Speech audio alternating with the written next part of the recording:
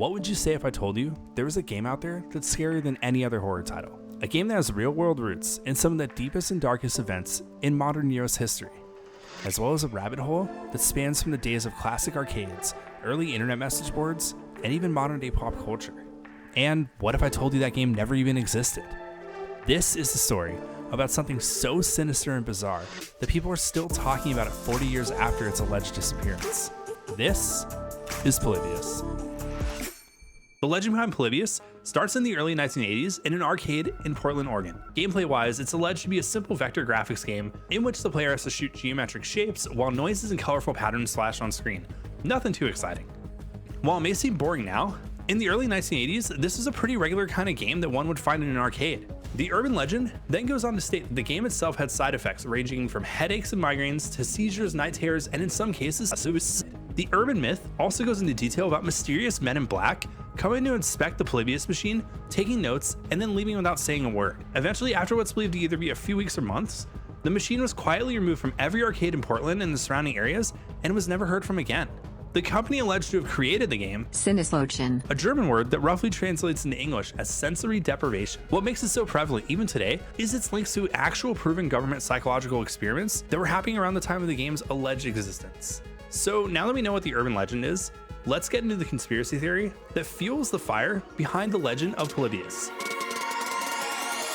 At the height of the Cold War, the US government, through its intelligence branch, the CIA, began experimenting in ways in which they can control someone's mind in the hopes of being able to efficiently get information from hostile entities, namely, at the time, Soviet spies. During the 1950s and into the 70s, it's been documented the CIA worked on various ways to weaken their enemies and extract information from unsuspecting participants. This program was given the name Project Herschel.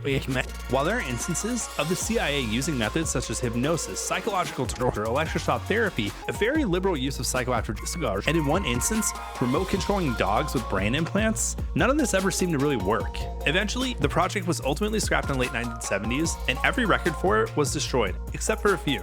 Conspiracy theorists will tell you that the experiments continued under a different name, and while I'm inclined to believe that it most likely ended due to its enormous budget of almost $100 million 1960s dollars, you need to keep in mind that everything had been destroyed except for 20-something thousand documents that are believed to be only a small fraction of the actual work behind Herschel, and we only know about its existence in the last few years due to a clerical error. It's also believed that media has been infiltrated with unexplained and bizarre happenings such as number stations, subliminal and not so subliminal messaging, and in the case of Polybius, video games. And if you believe it or not, bizarre real-world happenings like this only add to the odd legitimacy and fuel the gaming conspiracy fire that is Polybius. So yeah, that's a cool story and all, but what does this have to do with an arcade machine that probably doesn't actually exist?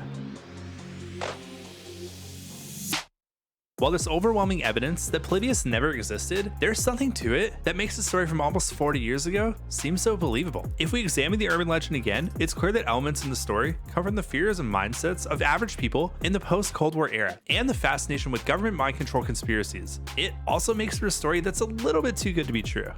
You really think someone would do that? Just go on the internet and tell lies? With the declassified knowledge that the US government was experimenting with its own citizens, it's not too unbelievable to think that a rogue arcade cabinet in Oregon, at the height of arcade's popularity, couldn't just be another bullet point in a long list of happenings. So the question has to be asked, was it real?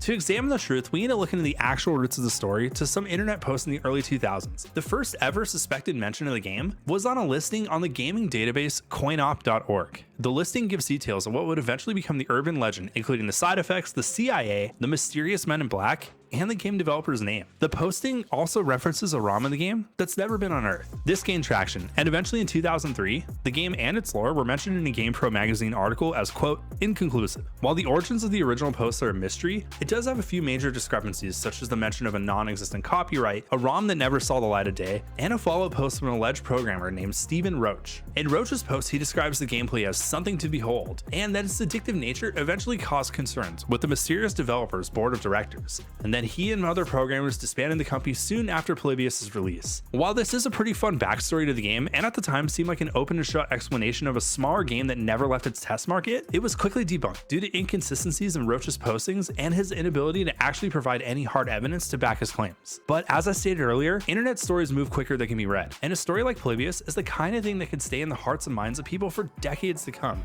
even if the answer is so obvious.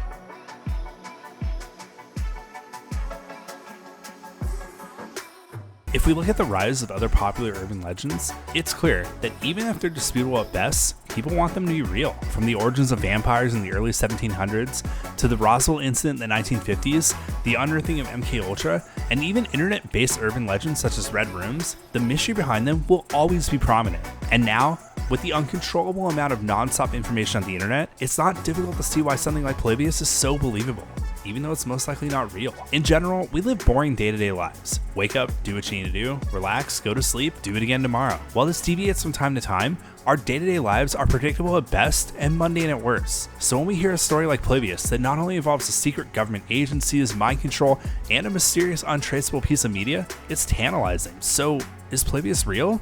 Yes and no. While the actual arcade machine from 1981 is most likely nothing more than a fabrication to tell a creepy story about a game, the idea of Polybius is very much a real thing. Since its first mention, there have been countless articles, videos, and fan recreations of a game that's not supposed to exist. So you have to ask yourself, even though the physical arcade itself doesn't seem to be real, the idea of Polybius very much is so. In a way, that does make it real, right?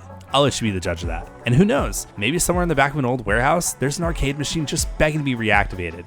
Only time will tell.